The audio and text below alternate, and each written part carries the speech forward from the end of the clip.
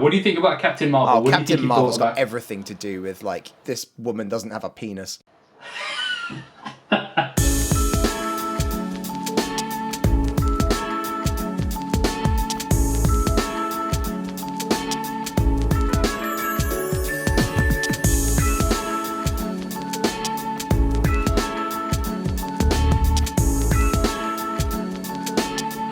Okay guys, so welcome to the channel. Today we are going to be looking at IMDB Reviews for Trial of the Chicago 7. Now if you haven't seen it already, please check out the link. It's somewhere around the screen. I don't know where it's going to be. Ben, help me! He doesn't know either. To our review of the Trial of the Chicago 7 and our reactions to it. It's a good laugh and it's a bloody good movie. But today we are looking at user reviews. So I find that some of the best entertainment on IMDb comes from reading the top reviews, but also the bottom reviews, especially of good movies. So Ben, should we dive straight in? Absolutely. Alright, so the first one we're going to be looking at, we're starting with all the 10 out of 10 by the way. This one is titled Sniffs, I Smell an Oscar Coming Along. Writing wit. The first point that Nolan. Oh, they're related to the Christopher Nolan. Obviously.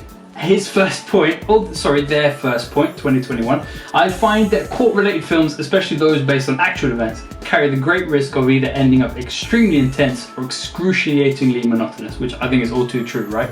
Yeah, I think it runs the risk. I think there can be an instinct to focus heavily on facts and stuff, and not understand that actually you're making something to entertain people, and there's got to be a little bit of drama in there. Yeah, absolutely. And then Keza goes on to say, this, however, is one of the very few that pulls it off with ease in all aspects, to which also provides some unexpected humour.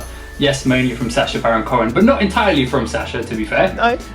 Then goes on to say, another part of the story I definitely didn't expect going in was how character-driven it was, propelled by an absolutely extraordinary cast who some should at least get some award recognition this coming season when the time arrives, which I 100% agree with. The performances throughout by everyone were phenomenal.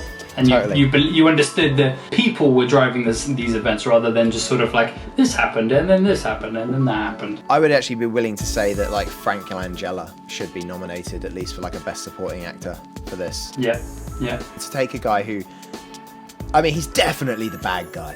There's no question. If there's a bad guy in this movie, it's his character. And to take that and just roll with it, like, it's absolutely an astounding performance. Who else would you say? I mean, Eddie Redmayne did great. Sacha Baron Cohen did great. I always forget his name, and it's bad that I do. Abdul Yahya Mateen, but I don't want to... Abdul Yahya Mateen, yes. I'm going to edit that so it looks like I remembered it. We were close. Other people that should absolutely be recognised for their work is obviously Yahya Abdul Mateen. The second does an incredible job of somebody who is a person of that era facing their challenges and just bringing it in a very sort of three-dimensional space. Does a really good job. 100%, 100%. I think this person's absolutely right. Yeah, I'm with it. And then it's their opinion at the end, but we don't need that. The hell with your opinion! I will take this one. Thank God these aren't too long. I've seen some that are like paragraphs and paragraphs. If we get to one of those, I'm just going to skip it. So this one is titled, I'm going to say The Chi, but it could be The Kai. The Kai 7 deserves a 10. I think Sorkin exercised more discipline than usual in putting this film together. The script was clear, literate. Sorry. I don't know if this is like praise for his current movie or like demonization of his other movies. Yeah, like, is he angry? I can't tell. He watched A Few Good Men and was like, I can't read this at all. Also, what does it mean if the script is literate? The script can't be literate. The script can't read itself. That's... Or can it? I've never trusted Ross Pub. Or is it Mr. Oz Pub? It could be. Or is it Mr. Oz S Pub? Or Mr. Oz Spub? I could do this for hours. I was going to say this could take a while. Alright, sorry, I'll carry on with that. The editing also was excellent in bringing in flashback events at the right time during the trial, which kept the pace going forward while providing key background details. I mean, I'd be interested to see how the script flowed in comparison with the editing. yeah, no, I think the timing on the editing was everything, and you'll know all about that, Ben. Over to you. Haha. One of the key moments in which they do a really good job of bringing old footage into the context of watching it with the amazing cinematography they have is in the opening sequence. They have a moment where they're having a presentation to other students about going to this protest, and on the projection we've seen is the old footage, and then we pull out and suddenly we've got this realistic space alongside this kind of old footage, and it's just a really cohesive moment where you take this is real and we're just showing it to you in the context of the movie. It does it really well. I think he's right. The editing was good. Editing good. He kept the drama high, even though the history and conclusion is well known, by leaving out some of the intermediate details. He trusted his audience at just the right times, without compromising the story. So knowledgeable.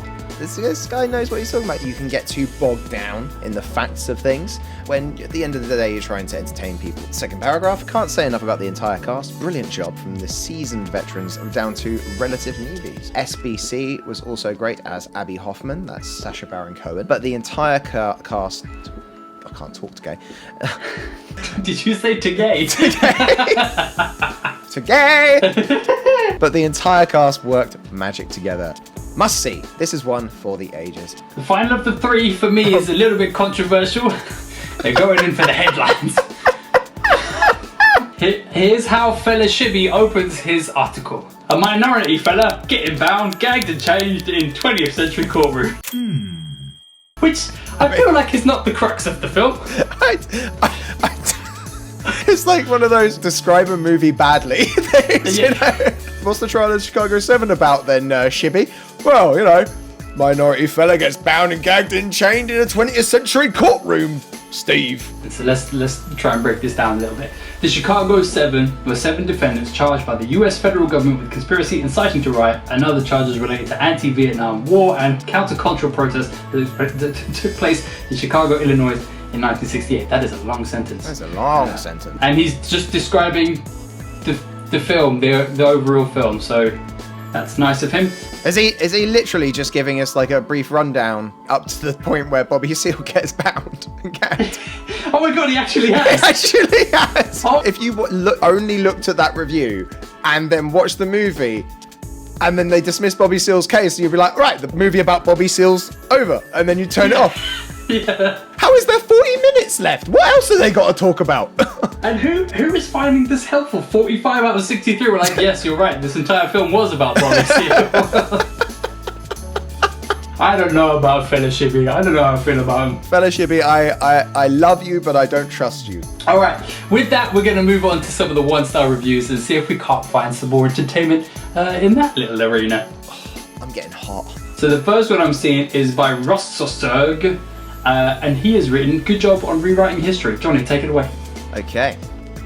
Hollywood does a great job in romanticizing these movements and events while completely rewriting history. I bet in 30 years from now, all ridiculous, peaceful protests will be shown as fluffy, flowery times by Hollywood. Soviet Union was efficient at these tactics too, so nothing new. Wow. Did he just compare Hollywood to the Soviet Union? At the end of the day, like, it's a movie, dude. Yeah, like, right? That it always is gonna have an agenda, but the Soviet Union was efficient at these tactics. They're talking about propaganda. Dude, calm down. It's a movie. He's left reviews for Hamilton, Trial of Chicago 7, Togo, Knives Out, Rambo, Captain Marvel, and Vice. And none of them are good reviews. I guarantee I can predict every single one of those reviews right now. Okay, brilliant. This is my opinion. What the f*** has that got to do with anything? Dunkirk was old. Welcome to theatre. I'm gonna try and be nice. Oh, come on now. It was at this moment that he knew. He fucked up.